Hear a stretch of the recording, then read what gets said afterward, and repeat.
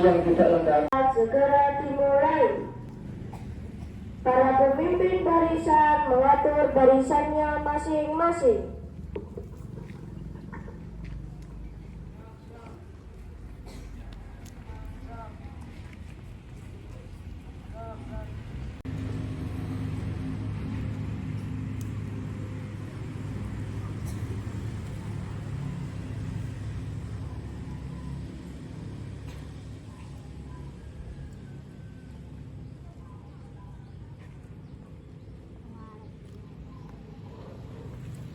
Bendera telah siap. Kepada Sang Merah Putih hormat. Gerak.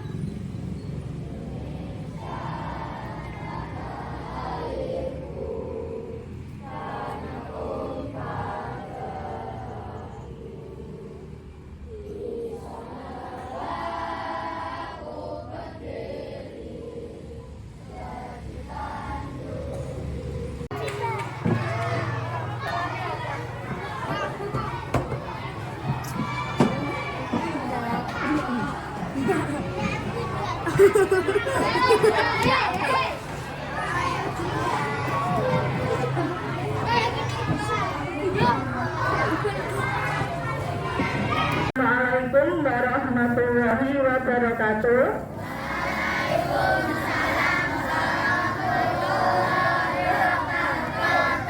Bismillahirrahmanirrahim. Wa binasta'in wala umuri duwayawatin. Wassalatu wassalamu ala asrafil mursalin. Walhamdulillahirabbil alamin. Yang saya hormati Ibu Kepala Sekolah Ibu Yayu Widayati, seluruh rekan guru SD Negeri 1 Kaliaman dan penjaga SD Negeri 1 Kaliaman, dan seluruh anak-anak mulai dari kelas 1 sampai kelas 6 yang ibu guru sayangi dan ibu guru banggakan. Pertama-tama, marilah kita panjatkan puja dan puji syukur kehadirat Allah Subhanahu wa Ta'ala yang telah melimpahkan rahmat, berkah, hidayah, inayahnya kepada kita semua, sehingga kita semua bisa berkumpul di halaman SD Negeri 1 Kaliaman dalam acara melaksanakan apel rutin pagi. Yang kedua, sholawat serta salam mari kita curahkan kepada baginda Rasulullah Sallallahu Alaihi Wasallam yang kelak nanti di yaumul qiyamah kita mendapatkan syafaat ummah dari beliau. Anak-anakku sekalian yang ibu guru sayangi dan ibu guru banggakan, mohon yang anteng dan tenang. Di sini marilah kita tanamkan disiplin positif. Apa itu disiplin positif? Disiplin positif adalah melakukan hal-hal yang baik, hal-hal yang positif. Terus di dalam kelas, mari kita tanamkan sebuah keyakinan kelas yang harus kita taati. Apa itu keyakinan kelas? Keyakinan kelas adalah kesepakatan yang kita tanamkan di dalam kelas dan kita bentuk bersama. Di antaranya contohnya ada belajar yang rajin.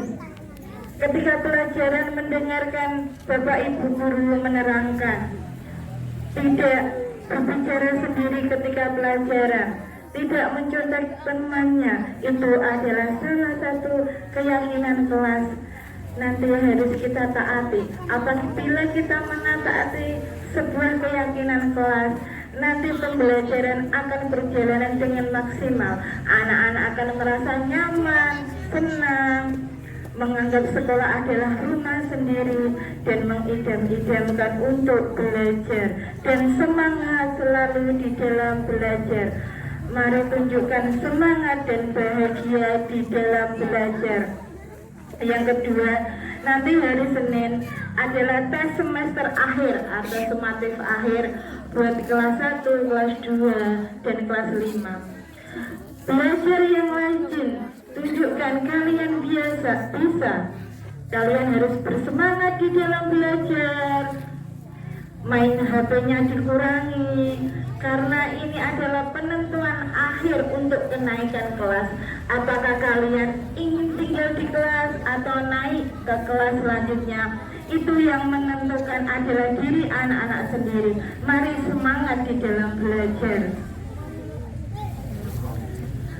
Selanjutnya, taatilah peraturan yang ada di sekolah. Di sekolah harus menaati sebuah peraturan dengan memakai atribut lengkap, melaksanakan belajar dengan yang tertib. Sekiranya sekian dari Bu Guru, apabila ada salah kata Bu Guru minta maaf. Selanjutnya dilanjutkan dengan pembacaan Asmaul Husna. Bagi kelas yang bertugas dipersilakan maju ke depan tanpa Bu Guru panggil. Terima kasih.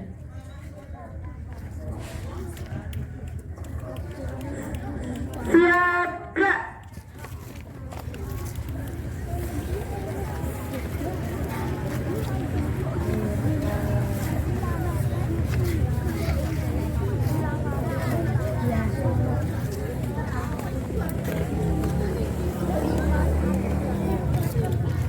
Mari anak-anak perempuan maju ke depan tanpa Bu Guru panggil.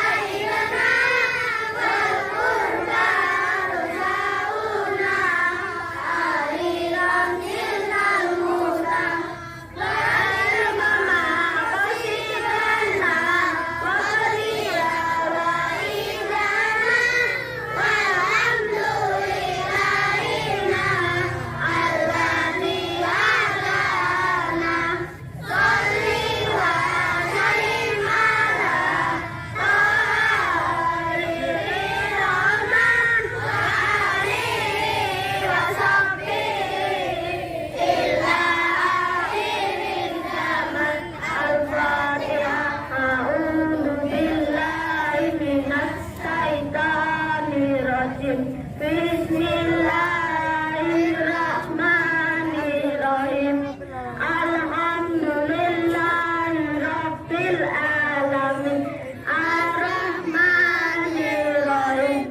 Maliki yaumiddin. Iyyaka na'budu wa iyyaka nasta'in. Ihdinas siratal mustaqim. Siratal ladzina an'amta 'alaihim ghairil maghdubi 'alaihim waladdallin. Amin. Sallallahu ala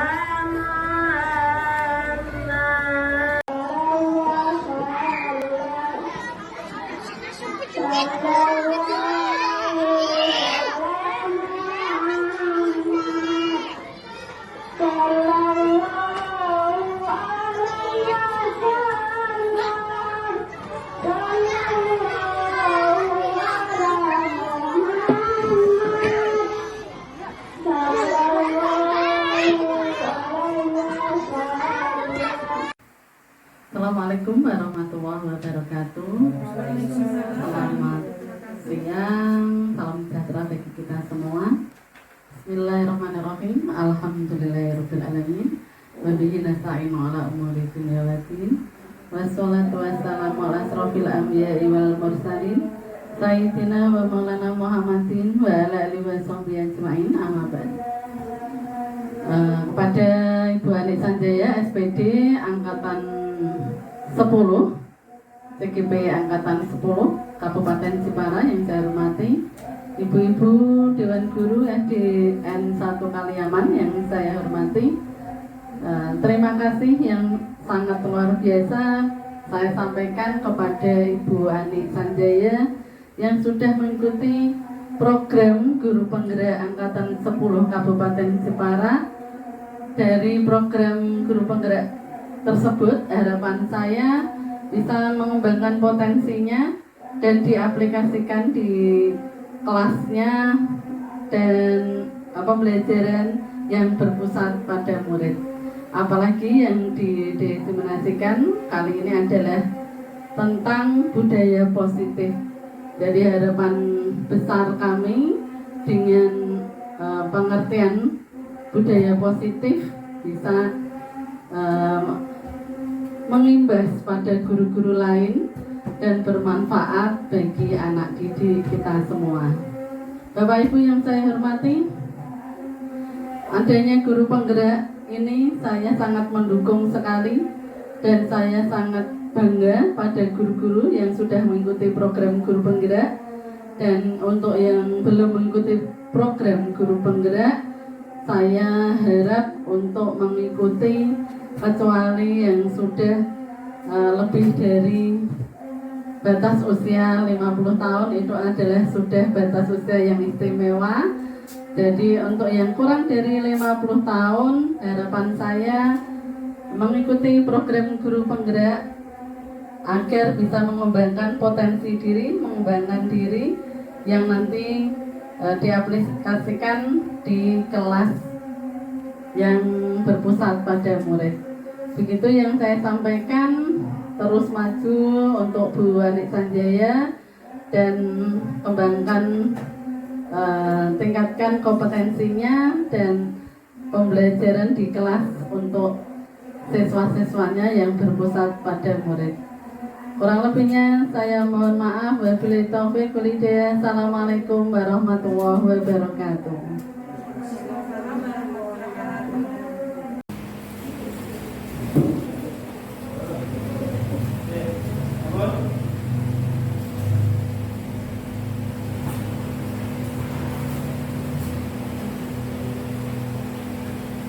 Assalamualaikum warahmatullahi wabarakatuh.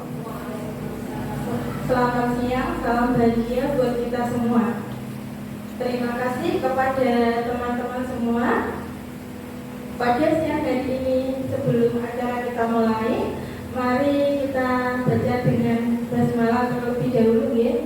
Bismillahirrahmanirrahim.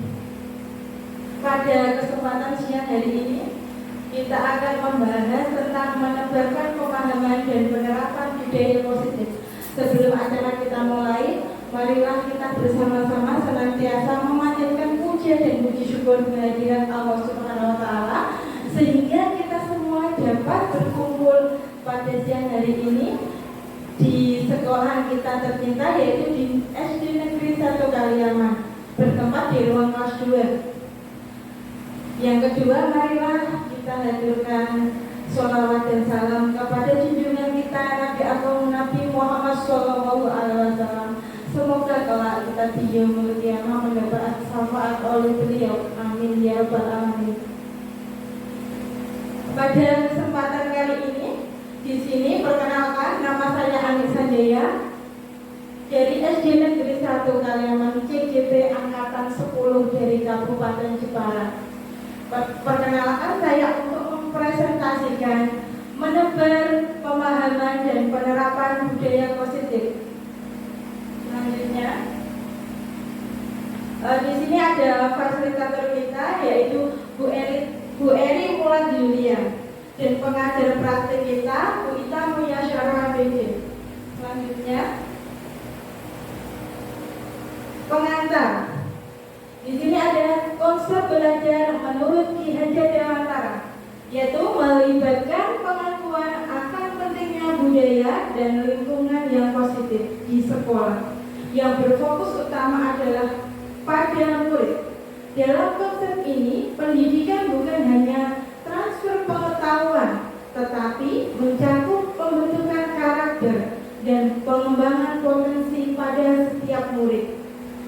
Perlu untuk menciptakan budaya dan lingkungan yang mendukung, inklusif, dan memberdayakan di sekolah agar menjadi kunci untuk mewujudkan visi pendidikan yang diinginkan.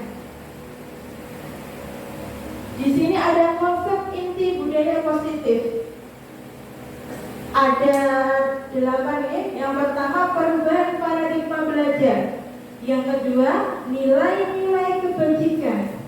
Dan yang ketiga, motivasi perilaku manusia. Keempat, keyakinan kelas. Kelima, disiplin positif. Keenam, kebutuhan dasar manusia. Ketujuh, posisi kontrol guru. Dan yang terakhir adalah segitiga restitusi. Selanjutnya, pembelajaran dengan paradigma baru. Pembelajaran dengan paradigma baru merupakan pembelajaran yang dirancang berdasarkan prinsip pembelajaran berdiferensiasi, sehingga peserta didik belajar sesuai kebutuhannya berdasarkan tahap perkembangan teori psikologi modern untuk mewujudkan profil pelajar Pancasila. Miskonsepsi tentang teori kontrol ada 4. Yang pertama, ilusi guru mengontrol murid. Dan yang kedua, ilusi bahwa semua pengetahuan positif, efektif, dan bermanfaat. Yang ketiga, ilusi bahwa kritik dan membuat rasa bersalah mampu menguatkan karakter. Terakhir, ilusi bahwa orang dewasa berhak untuk memaksa. Selanjutnya ada mengubah paradigma stimulus respon ke pendekatan teori kontrol. Yang pertama, stimulus respon. Realitas kebutuhan kita sama. Dan teori kontrolnya, realitas kebutuhan kita berbeda. Yang kedua, semua orang melihat hal yang sama. Teori kontrolnya, setiap orang memiliki gambaran yang berbeda. Stimulus responnya, kita mencoba mengubah orang agar berpandangan sama dengan kita. Teori kontrolnya, kita berusaha memahami pandangan orang lain tentang dunia. Stimulus respon yang keempat, perilaku buruk dilihat sebagai suatu kesalahan.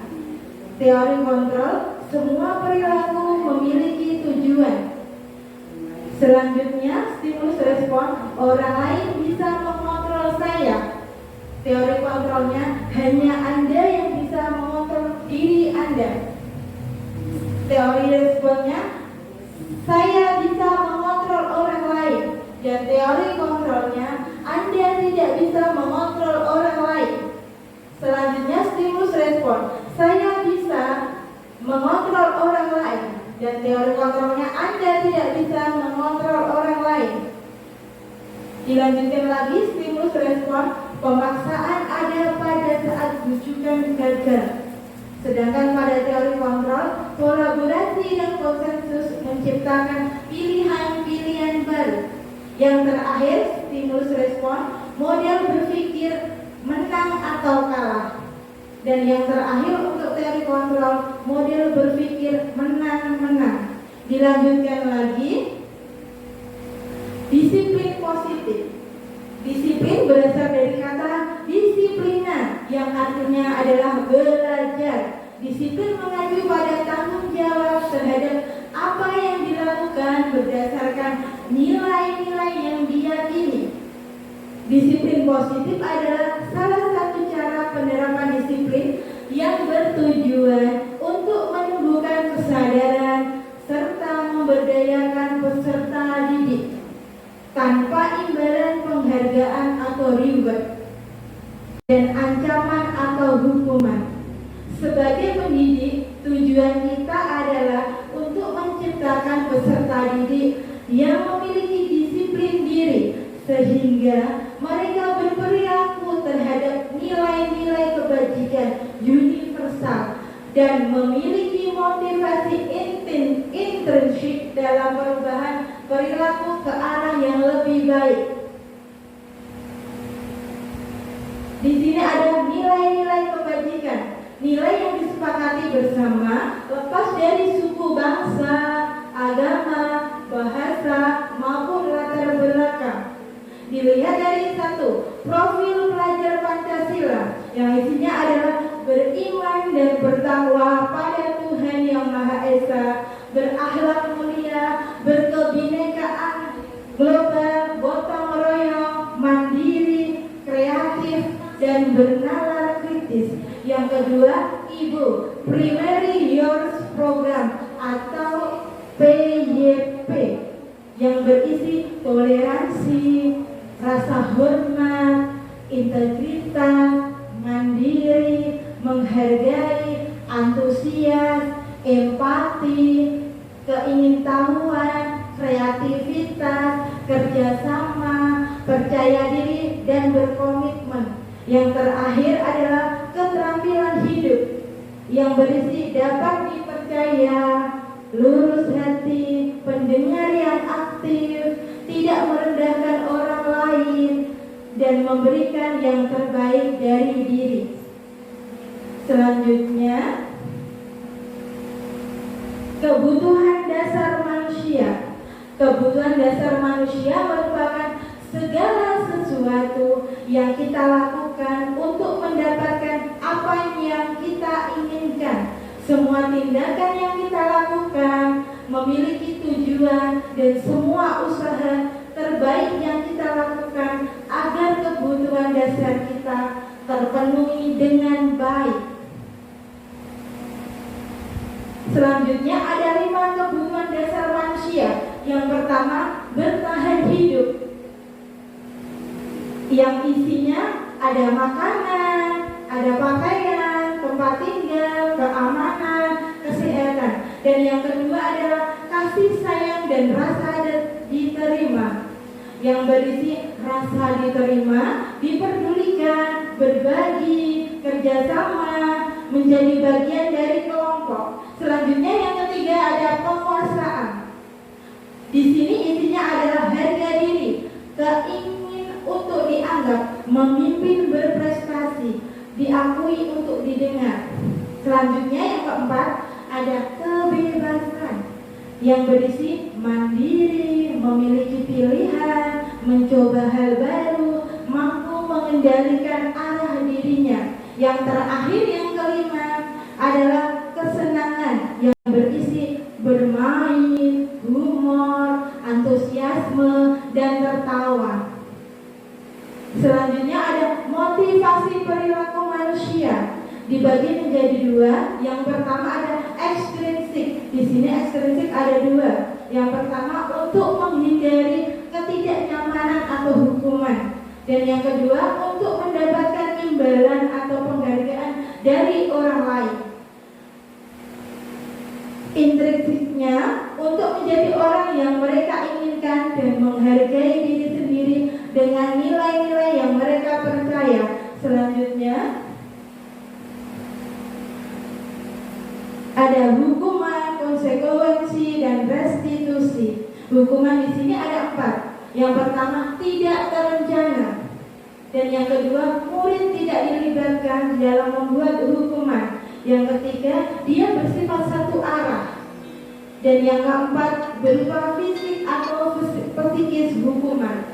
Yang kedua konsekuensi. Di sini ada 3. Yang pertama terencana, sudah direncanakan. Yang kedua murid tidak nyaman, dan yang ketiga guru memonitor murid.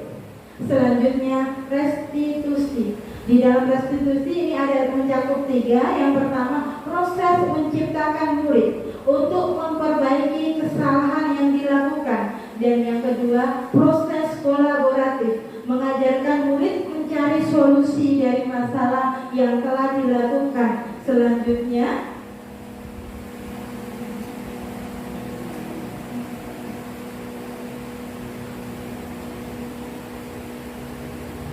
ada 5 posisi kontrol seorang guru. Yang pertama sebagai penghukum, dan yang kedua pembuat rasa bersalah. Yang ketiga guru sebagai teman. Yang keempat guru sebagai pemantau, dan yang terakhir guru sebagai manajer. Dilanjutkan lagi. Contoh penerapan 5 posisi kontrol guru. Di sini ada sebuah kasus siswa tidak memakai seragam lengkap saat upacara bendera. Posisi kontrol yang pertama adalah sebagai penghukum. Di sini hukuman kepada siswa harus hormat pada bendera selama 1 jam. Dan yang kedua, pembuat merasa bersalah. Konsekuensi buat siswanya, sudah berapa kali bapak atau ibu memberitahumu kamu selalu mengecewakan bapak atau ibu. Selanjutnya posisi kontrol yang ketiga, ayo dong ikuti aturan sekolah, tolong bantu ibu atau bapak ya sekali ini. Ya sudah, tidak apa-apa, lain kali jangan sampai berbuat seperti ini lagi ya. Dilanjutkan lagi posisi kontrol yang keempat, kamu sudah melanggar peraturan sekolah, kamu tahu konsekuensinya. Setelah upacara kamu beli atributnya di koperasi dan jangan diulangi lagi. Yang terakhir adalah posisi kontrol sebagai manajer.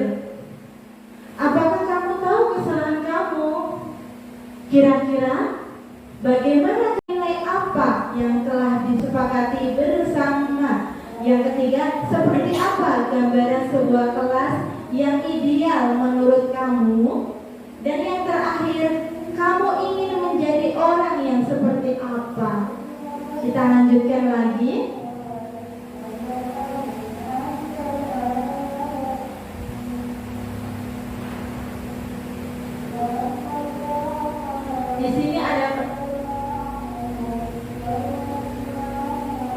Di sini ada penutup. Dalam penerapan program disiplin positif, hendaknya guru memiliki standar kepribadian, profesional, dan sosial yang baik, di mana guru mampu merefleksi dirinya dalam posisi kontrol saat ini, bagaimana perjalanan dirinya sebagai manajer yang menuntun murid-muridnya sebagai insan mandiri, merdeka, dan bertanggung jawab. Sekian presentasi dari saya. Apakah ada pertanyaan dari Bapak Guru hebat semua mengenai budaya positif tadi? Dipersilakan.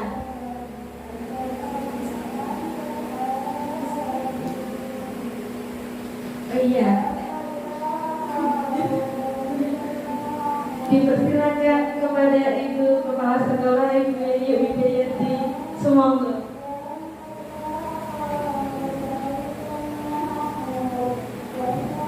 Ya, terima kasih luar biasa pemaparan tentang budaya positif yang sudah disampaikan oleh Bu Ani Sanjaya SPD PGP Angkatan 10 Kabupaten Cikarang.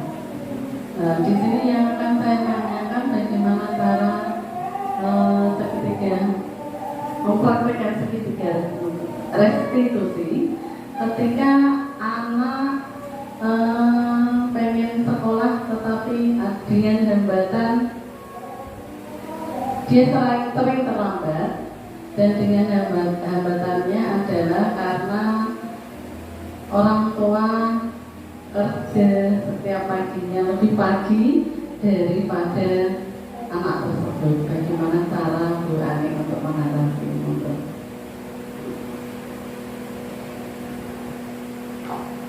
Terima kasih kepada Ibu Kepala Sekolah kita, yaitu Bu Yayu Widayati, yang telah menanyakan sebuah pertanyaan yang sangat luar biasa sekali dan sangat hebat. Di sini saya akan mencoba menjawab tadi mengenai segitiga restitusi. Ada 3 tadi segitiga restitusi yang dapat kita jalankan untuk menyelesaikan sebuah masalah yang ada di dalam sekolah. Yang pertama, kita menstabilkan identitas. Dari menstabilkan identitas ini, kita melakukan pendekatan kepada anak secara khusus. Anak dibimbing, terus dikasih tahu, ditanya masalahnya apa.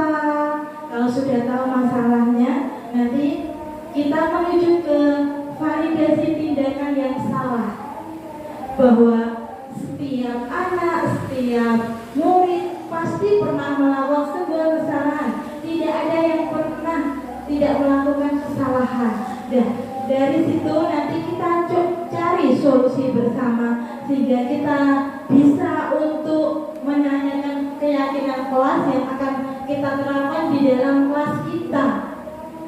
Dari munculnya keyakinan kelas itu, insya Allah nanti anak-anak akan berusaha untuk disiplin dan menghargai waktu, sehingga nanti tidak terjadi terlambat lagi. Seperti itu Bu Yayu.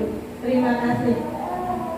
Bapak Ibu guru semua yang hebat dan luar biasa. Di sini apakah ada yang ingin bertanya lagi? Dipersilakan. Tadi Ibu Widya. Semoga.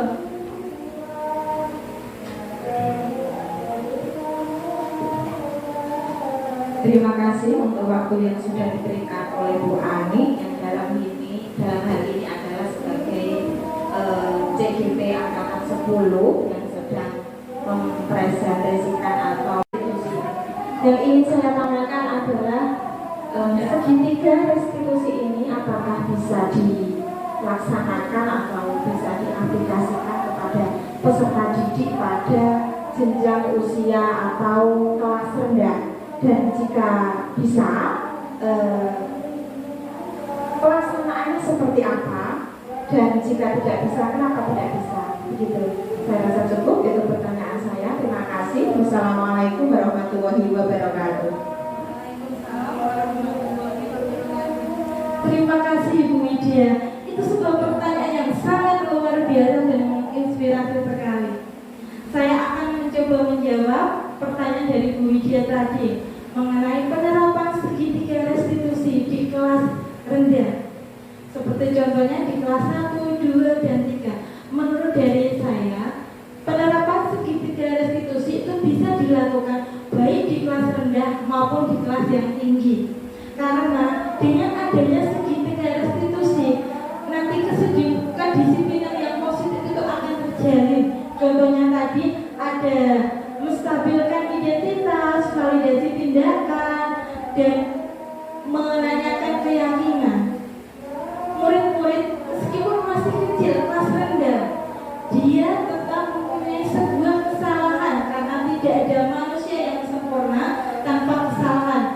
dari kesalahan-kesalahan yang dibuat murid itu tadi, kita menyelesaikan bisa menggunakan segitiga restitusi. Kita buat tahapannya. Yang pertama itu menstabilkan identitas. Kita tanya dulu kepada anak yang melakukan kesalahan, apa sih pokok penyebab masalah yang telah dilakukan anak tersebut.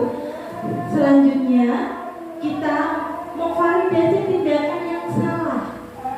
Kita meyakinkan kepada anak tersebut bahwa tidak ada manusia yang sempurna. Guru juga dulu pernah melakukan kesalahan. Terus kita buat dan kita cari solusi bersama. Setelah itu nanti dibuat sebuah keyakinan di dalam kelas masing-masing, dan keyakinan kelas itu dibuat secara bersama dengan melibatkan semua murid, hingga akhirnya nanti murid-murid akan mematuhi sebuah kedisiplinan keyakinan kelas yang telah kita lakukan bersama. Insya Allah di dalam kelas itu akan menjadi disiplin dan anak-anak mengurangi untuk melakukan pelanggaran-pelanggaran atau kesalahan-kesalahan yang ada. Seperti itu Bu Widya. Terima kasih. Adakah pertanyaan yang lain? Monggo Bapak Ibu. Pak Pon? Oh iya.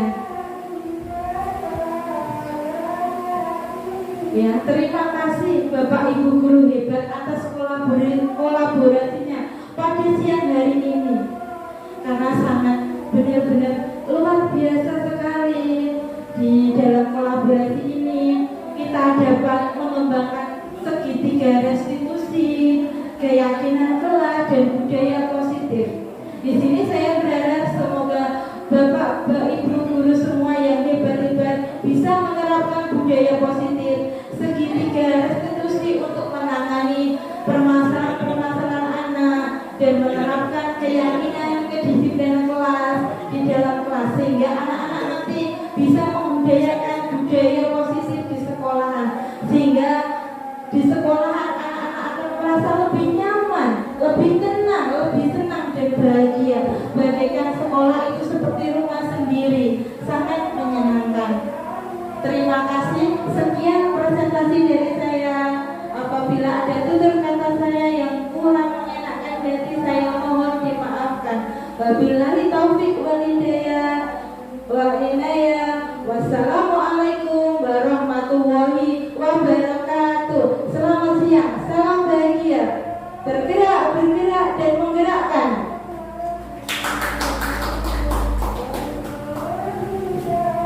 Kita belajar Pancasila.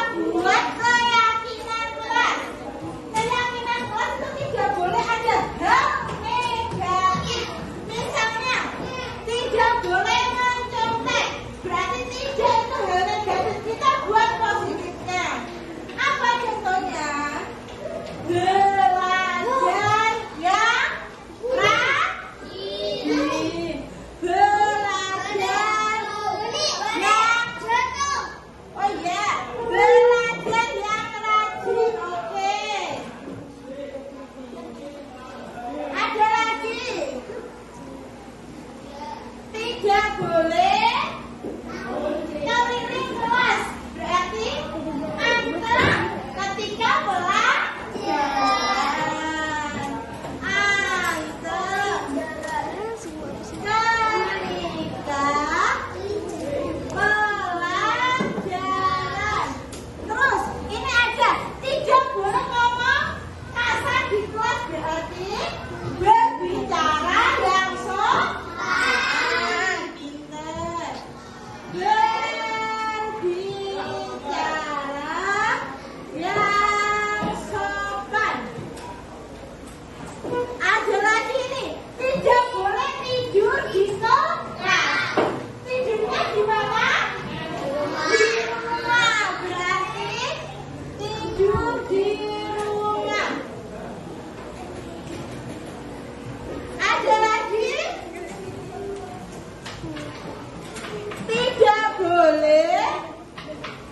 tidak boleh makan dan minum di kelas. Berarti makan dan minum waktu istirahat. Pinter. Kelima ya, makan dan minum di kelas waktu istirahat. Ada lagi,